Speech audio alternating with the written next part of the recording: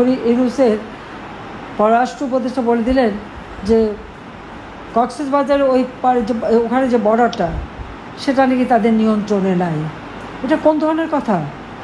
2024-এর 5ই August পর্যন্ত আমি যতদিন ক্ষমতায় ছিলাম ততদিন তো ওই বর্ডার আমার বাংলাদেশের নিয়ন্ত্রণে ছিল, সম্পূর্ণ নিয়ন্ত্রণে ছিল। আজকে কেন নিয়ন্ত্রণে নাই সেই জবাব ইউনূসের কাছে চাইতে হবে।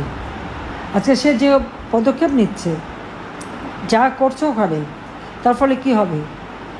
ঘোষণা দিয়েছে কোথায় ভারত আর পাকিস্তানের গোলমাল, কাশ্মীরে একটা জঙ্গি কাজ হলো, তার প্রতিবাদ না করে সেটা নিয়ে নানা ধরনের কথা বলা। এতে আপনারা দেখেন বাংলাদেশের উপরে কিন্তু এই সন্ত্রাস এবং জঙ্গিবাদের একটা দুর্নাম চলে আসে। তারা বাংলাদেশটাকে একটা জঙ্গির দেশ হিসেবে কিন্তু এই ইউনূস গংরা তৈরি করেছে। সেখানে কি হবে সেই জন্য ইউনূস সাহেব বলে দিলেন কি যে আমাদের যুদ্ধের প্রস্তুতি নিতে হবে।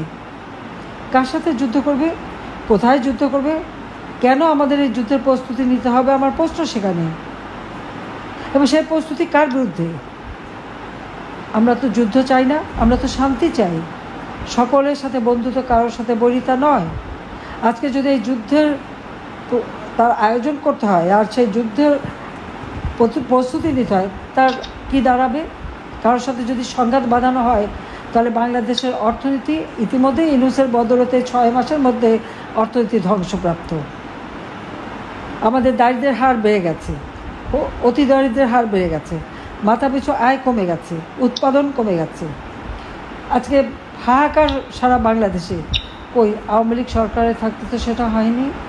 আজকে এই যুদ্ধ খেলা খেলতে যে আমাদের অর্থনীতি ধ্বংস হবে, সমুদ্র সীমা আমাদের যে সম্পদ, সেই সম্পদ আমরা হারাবো, সমুদ্রে আমাদের অধিকার আমরা হারাবো, বাংলাদেশের মানুষ চরম অর্থ সংকটে পড়বে, দুর্ভিক্ষে পড়বে, বাংলাদেশের যে অগ্রযাত্রা আমরা শুরু করেছিলাম সেটা ধ্বংস হয়ে যাবে।